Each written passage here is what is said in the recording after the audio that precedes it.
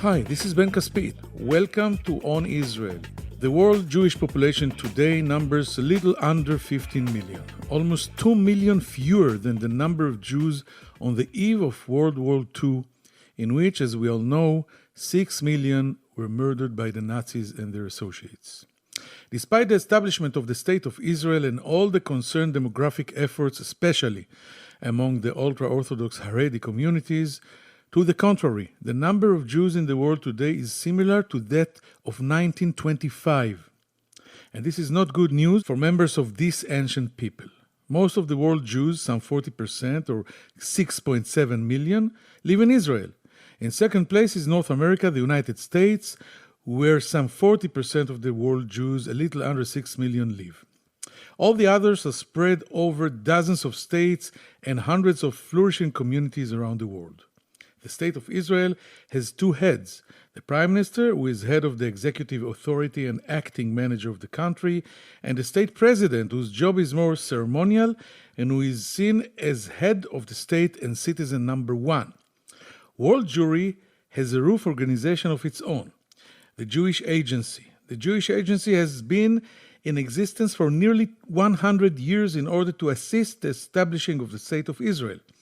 Traditionally, the person who heads the Jewish Agency is seen as president of the World Jewry. Although the position has no official powers, it does enjoy considerable influence. The agency was established in 1929 as a branch of the Zionist Federation and was named the Jewish Agency for Eretz Israel.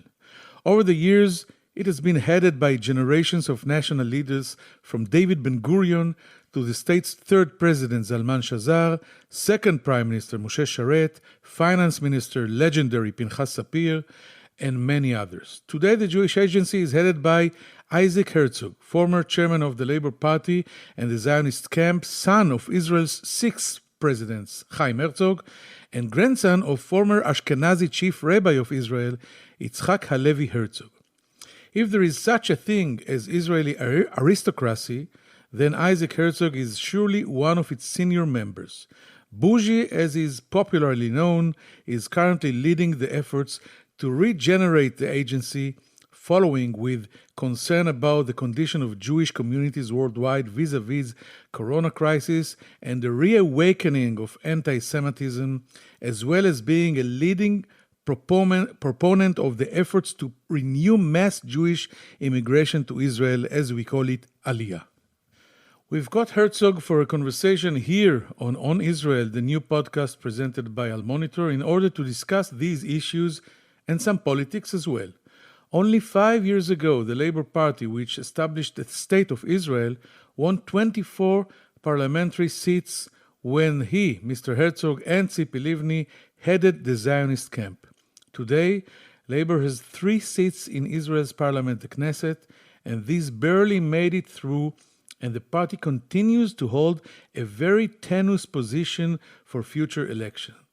The Labour Party has been wiped off the map, and the question today is, does this signal the end of the road for this historic party, which started its life as the Israeli Workers' Party and has now become a party with a glorious past, but no voters, no agenda, and no foreseeable future? All this and more in the conversation with Isaac Herzog, chairman of the Jewish Agency, immediately after a brief commercial break. Stay tuned. If you're listening to this podcast, you obviously care about the Middle East, and if you do, you should probably be reading Al Monitor. Al Monitor is a global newsroom headquartered in Washington, D.C., with a network of over 160 contributors around the world. Al Monitor offers first-class reporting and analysis from a range of perspectives and an approach that represents the highest journalistic standards, as well as an award-winning commitment to press freedom and independence. If you haven't done so already, visit us at almonitor.com, check out our articles, and sign up for our free newsletters. There's a lot to choose from, including the Week in Review, an essay that offers unusual insights and forecasts into the region based upon Al Monitor's outstanding reporting. And if you haven't done so, please subscribe to our Al Monitor podcast on your favorite podcast platform. On Israel with Ben Caspit, and On the Middle East with me, Andrew Parasolidi.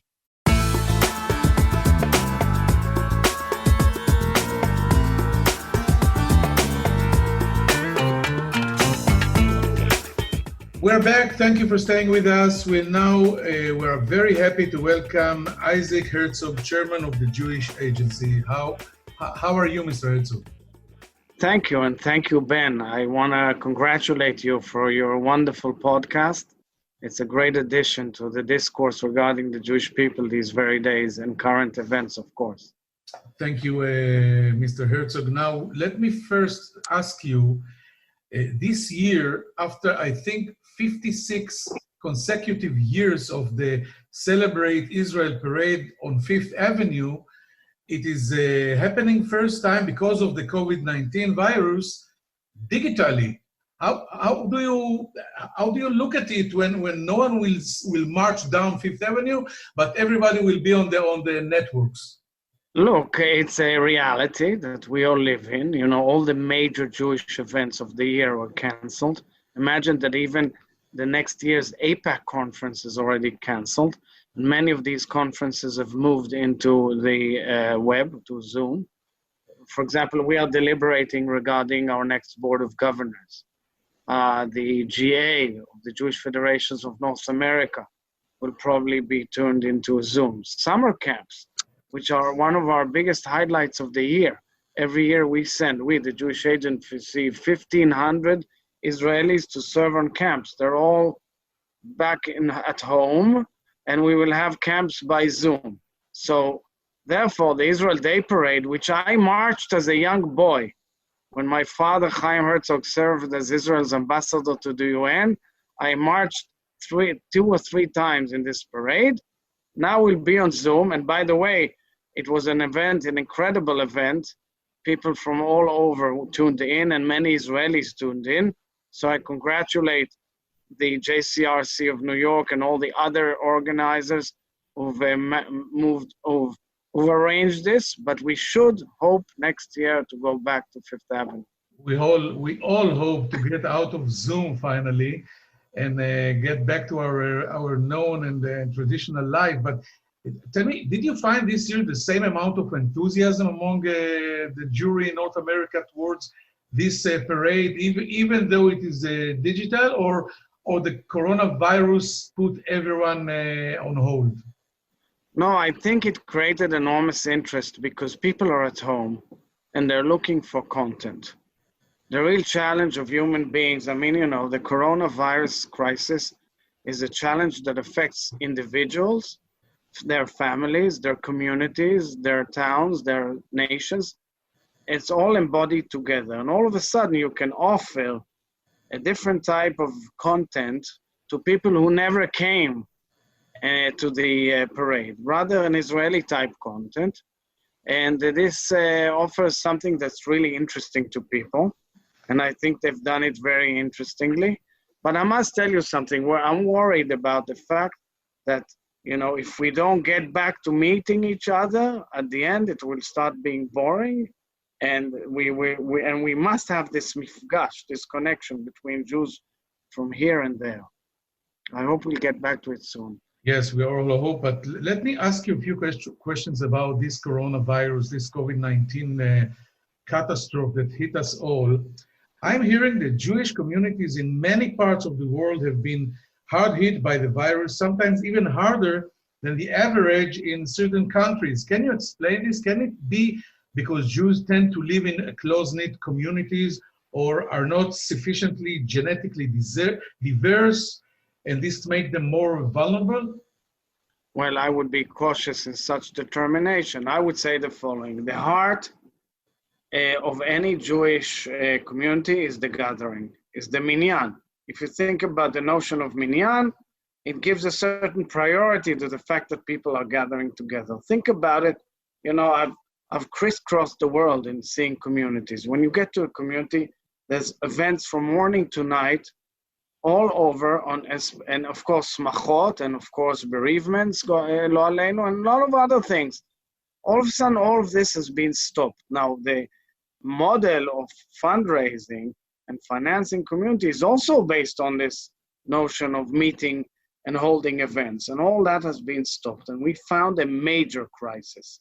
We, the Jewish Agency, being a global backbone of the Jewish people, understood from the moment we saw what happened, for example, in Italy, that we must come forward with a solution. And we have arranged a special emergency loan fund for communities all over the world, together with the JFNA and Keren Hayesod, which we have helped dozens of communities and institutions all over the world with interest-free loans.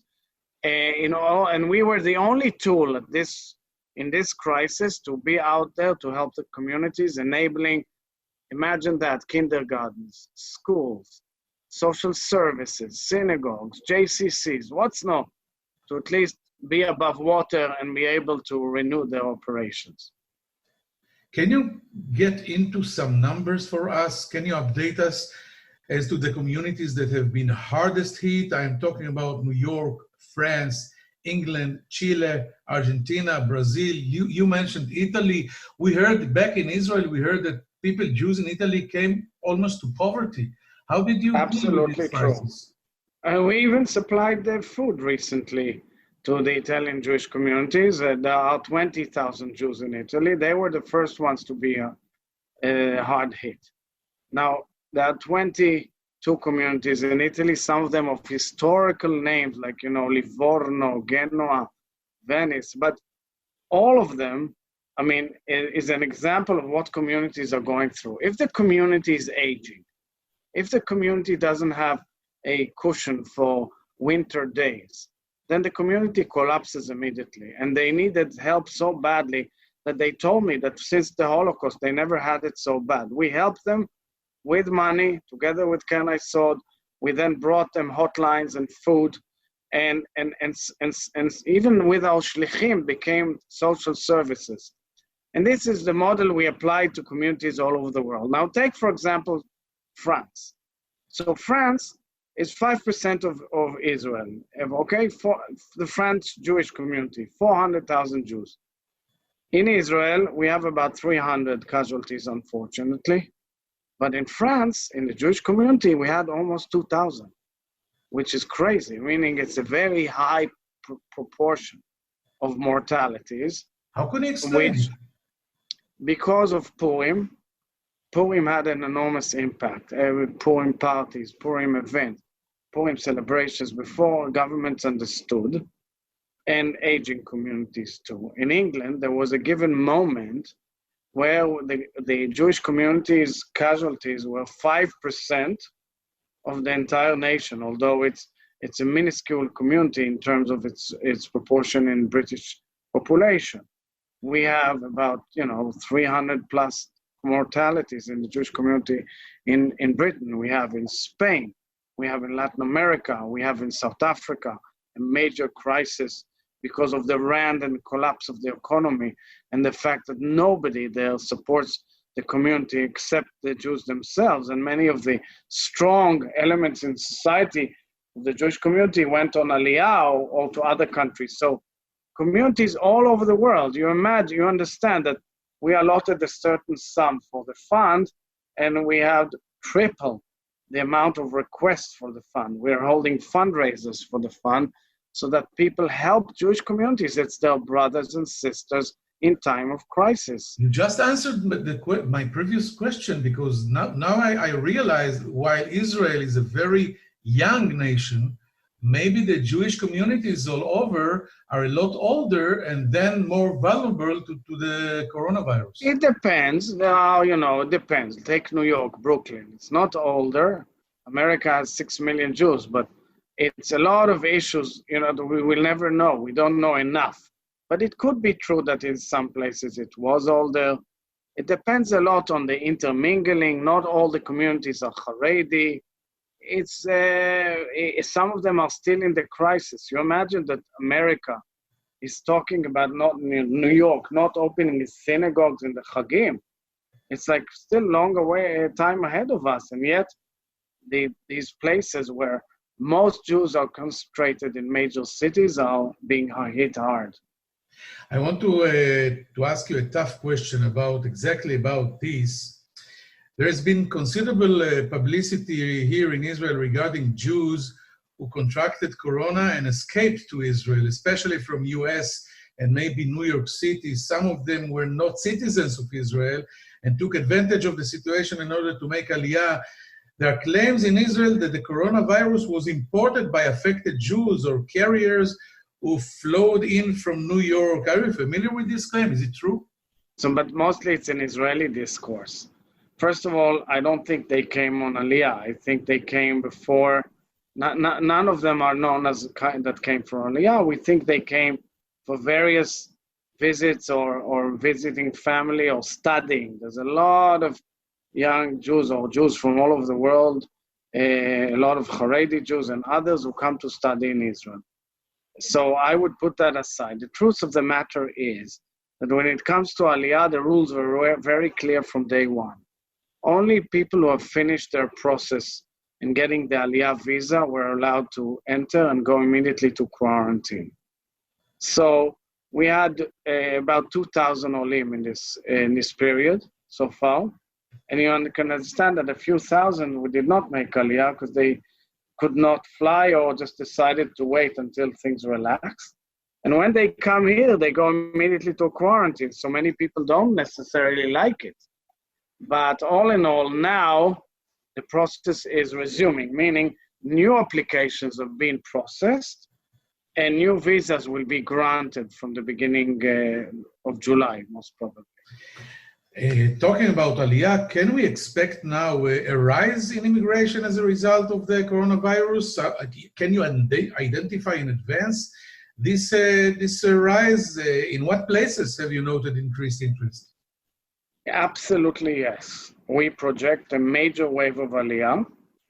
I've stated the number 250,000 Olim between in 3 to 5 years.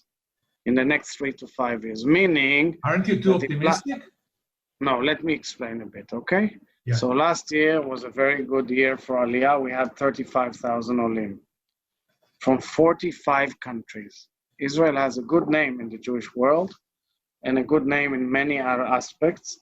And in the corona crisis so far has emerged as a place of stability. And we project that we see in the numbers and we see in the applications and in the phone calls and the emails. We have a special center called the Global Center, almost 24/7 operating.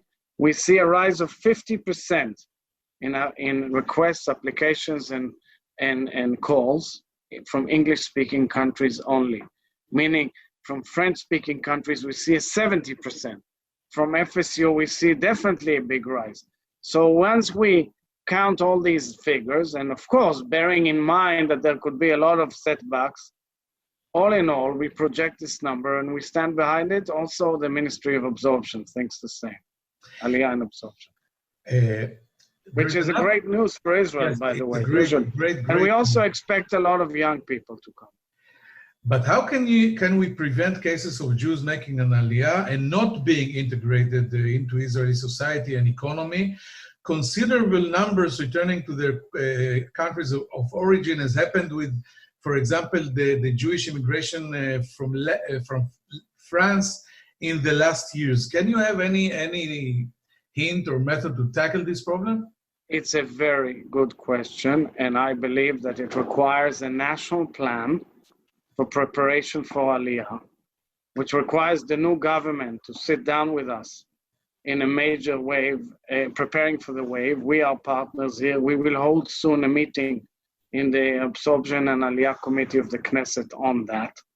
There has to be a public opinion awareness. I can tell you that there's a lot of cities that are calling us to say, can we take some Olim? Can we build new neighborhoods for Olim? So we are very interested in all of this. And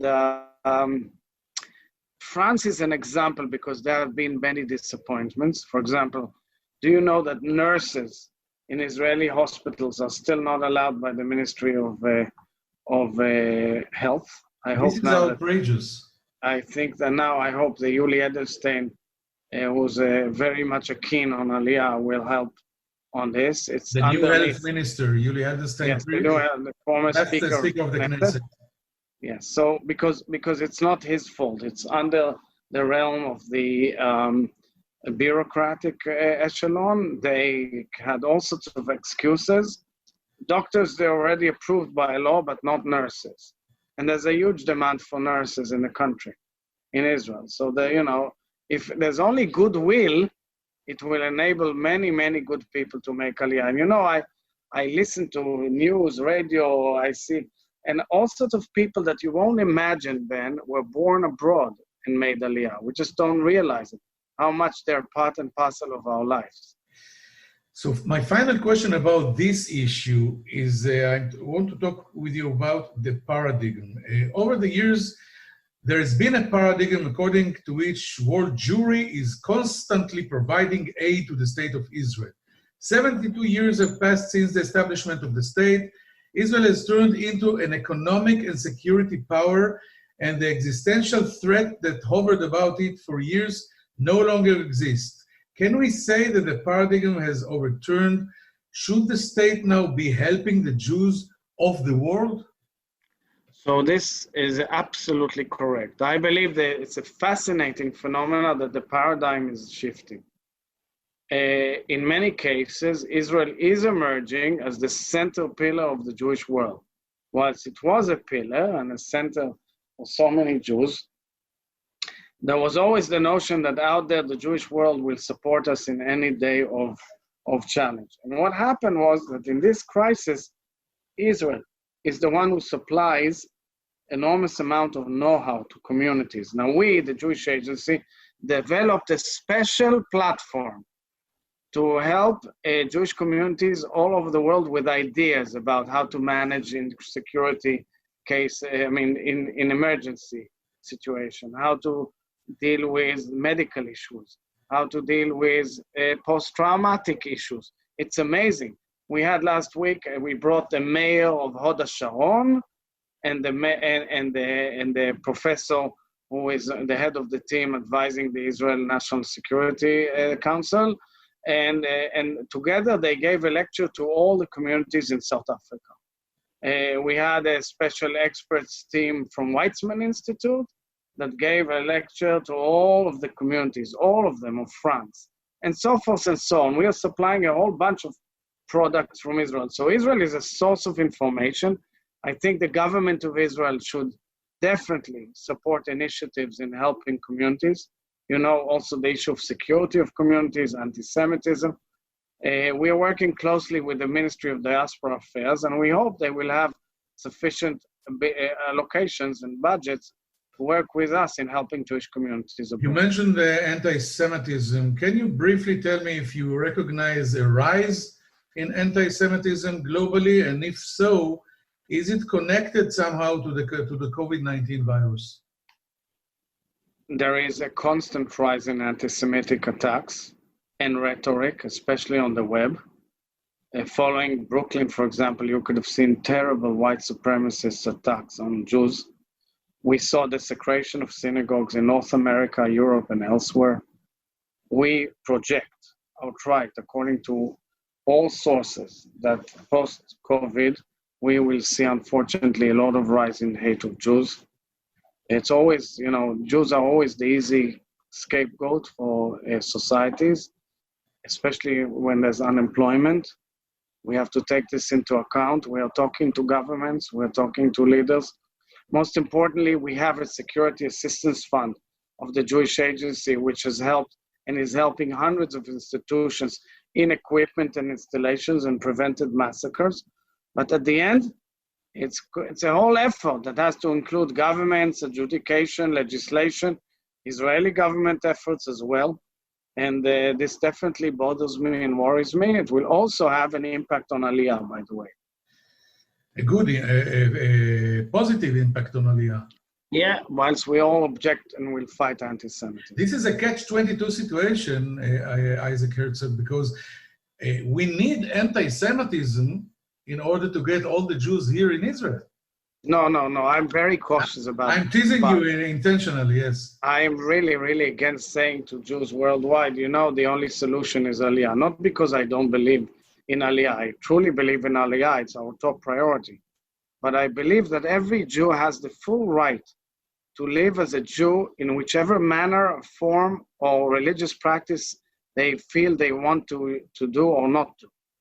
Anywhere around the globe, an inherent human right of equality. And therefore, I believe that every community should flourish and succeed, parallel to the fact that we are in gathering the exiles and bringing them back to our ancient and modern, wonderful homeland. Let me finish with one or two political questions. Only 5 years ago, it looks like the two generations have passed. In 2015, you headed the Labor Party and Zionist camp with Tzipi Livni, and you had 24 mandates in the Knesset. Right now, the Labor Party has got 3 mandates. And I wanted to ask you, how do you feel about the fact that the party in which you grew up in which your father grew up, that established the state of Israel, has reached the end of its road politically? Well, I'm very cautious about dealing with political issues because of the place I'm in and actually the rules that were set when I went in. I can't shy away from the fact that I was very proud to lead Labor and was a serious, heavy contender for Prime Minister in 2015. Labor is a historical party which has contributed enormously to the rebuilding of the nation. Really, I sit in the room where David Ben-Gurion led the labor movement. From then, he led, of course, the Jewish Agency and then the State of Israel. What's more than that? But nonetheless, I believe, that parties change and parties amalgamate and unite and parties have sometimes new structures. It's actually an issue of labor parties all over the world in many places. It's been gone through crises, and I hope it will emerge one day into a better future. So I guess you will not answer my last question. Do you have any plans to set an Israeli record, like, by the way, the American record with the 2 George Bushes, and to be the next, or maybe not the next, but to be the president of the state of Israel, like your father, Chaim Herzog, was? Well, so look, there's a lot of rumors around this, and we are talking a year down the road. Right now, I'm solely focused on the needs of the Jewish people, on Aliyah, on connecting Jews to each other in the state of Israel, on impacting Israeli society, and especially bringing the voice of the Jewish people to Israel. It fills my day and my heart. I work 24/7, but I work really hard in serving our people. It's always something which I see as a noble cause, and let's leave it at that. I agree. Isaac Herzog, thank you very much for this interesting conversation, and let us feel and be very healthy all over the world, Jews and non-Jews. Exactly, health. And we will I'm be worried right about back. the numbers. Exactly. We are all worried about the numbers, so please keep social distancing, everybody. And we will be right back after a brief commercial break. Thank you very much. Thank you very much, Ben. If you're listening to this podcast, you obviously care about the Middle East, and if you do, you should probably be reading Al Monitor. Al Monitor is a global newsroom headquartered in Washington, D.C., with a network of over 160 contributors around the world. Al Monitor offers first-class reporting and analysis from a range of perspectives and an approach that represents the highest journalistic standards, as well as an award-winning commitment to press freedom and independence. If you haven't done so already, visit us at almonitor.com, check out our articles, and sign up for our free newsletters. There's a lot to choose from, including the Week in Review, an essay that offers unusual insights and forecasts into the region based upon Al Monitor's outstanding reporting. And if you haven't done so, please subscribe to our Al Monitor podcast on your favorite podcast platform, on Israel with Ben Caspit, and on the Middle East with me, Andrew Parasolidi.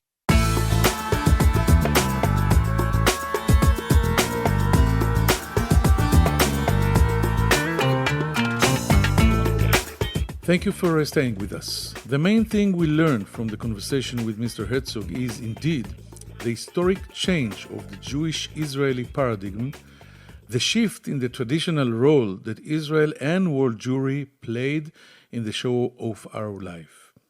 Since its establishment 72 years ago, Israel got used to the fact that it needs constant help from Jews abroad, especially the North American and European prosperous Jewish communities.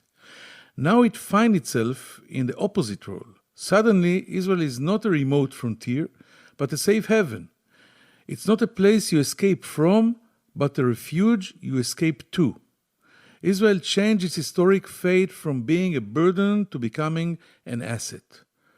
Although COVID-19 virus's effect on many Jewish communities was severe, it contains a benefit, encouraging the Aliyah, the Jewish immigration, to Israel, that was the main growth engine of the state since the beginning. Next week, we will dive back to the annexation issue and hope to host here one of the most enthusiastic supporters of this move, former Defense Minister Naftali Bennett. Since then, take care, stay safe, and see you back here on Israel on Monday in Al Monitor.